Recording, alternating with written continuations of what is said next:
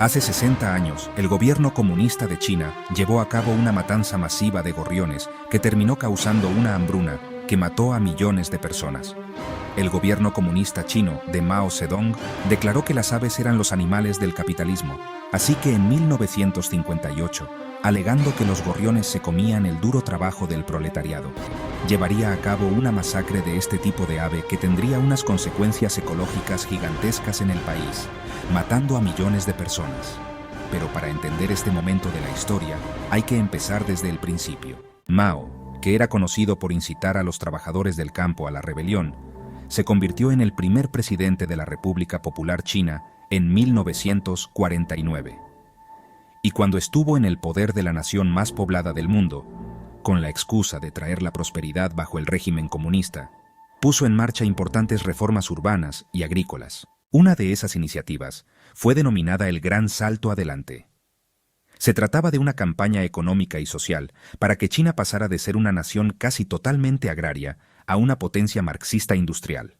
Los objetivos principales del movimiento eran aumentar la producción de cereales y llevar la industria al campo. Aquello afectó casi todos los aspectos de la vida de los ciudadanos y, como veremos a continuación, el reino animal tampoco se libró. Una de las primeras acciones del presidente Mao durante el Gran Salto Adelante fue la campaña de las 4 plagas. Fue un plan para detener la propagación de enfermedades eliminando las principales plagas del país: los mosquitos, roedores, moscas y gorriones. Los primeros 3 fueron erradicados para mejorar la higiene y la salud de la población, pero los cuartos eran los causantes de otro mal, porque comían demasiado grano. Y Mao quería que los cereales fueran exclusivamente para la gente. Mao no sabía nada de animales. No quiso discutir su plan ni escuchar a los expertos. Simplemente decidió que había que matar a las 4 plagas. Hay que entender que en este momento de la historia, los chinos estaban pasando por momentos duros. Primero, adaptándose a la colectivización y las reformas agrarias. Y segundo, veían cómo estas aves se comían su sustento. Los científicos chinos habían calculado que por cada 1.000.000 de gorriones muertos, habría comida para 60.000 personas. Armado con eso, Mao lanzó su guerra total contra los gorriones. Una masacre generalizada. Apenas un año de llegar al poder, Mao aprobó una ley que instaba a los ciudadanos a participar en la caza de gorriones. Eso les llevó a golpear ollas y sartenes para asustarlos y obligarles a salir de su hábitat natural. Los nidos fueron destruidos y cualquier pájaro encontrado fue asesinado. Les dispararon. La gente destrozó nidos y huevos, pero el más extraño método de exterminio fue perseguirlos haciendo mucho ruido hasta que caían muertos de cansancio. Explicaba el historiador holandés Frank de Cotter en su libro La Gran Hambruna en la China de Mao. También dispusieron numerosos espantapájaros a lo largo de todo el país. Y las milicias estaban totalmente organizadas y formadas por estudiantes de primaria y secundaria, empleados de oficinas gubernamentales, trabajadores de fábricas, agricultores y el mismo Ejército Popular de Liberación. Los jóvenes envenenaban a los pájaros por doquier, y en los parques se habilitaron 150 zonas de tiro libre para disparar a los gorriones.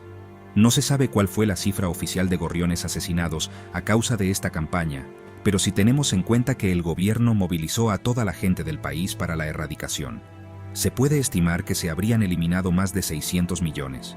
El resultado fue el esperado. El gorrión casi se extinguió en China. La hambruna posterior. Para Mao, la medida estaba funcionando de maravilla, y estaba convencido de que dichos esfuerzos le estaban ahorrando al país 2 kilos de arroz por gorrión al año. Pero la matanza tendría en realidad un precio muy alto. Creó un problema ecológico mucho más devastador para los cultivos y los ciudadanos.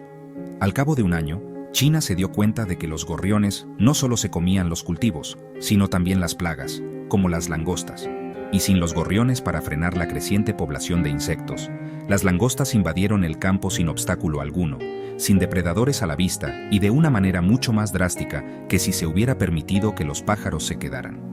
En consecuencia, la producción agrícola de ese año fue desastrosamente baja. Y a la poca recolección le siguió, como es obvio, una hambruna.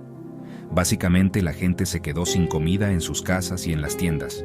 Según las estimaciones oficiales, hasta 15 millones de personas murieron a causa del hambre, mientras que algunos investigadores afirman que el número de muertes reales fue de entre 45 y 70 millones.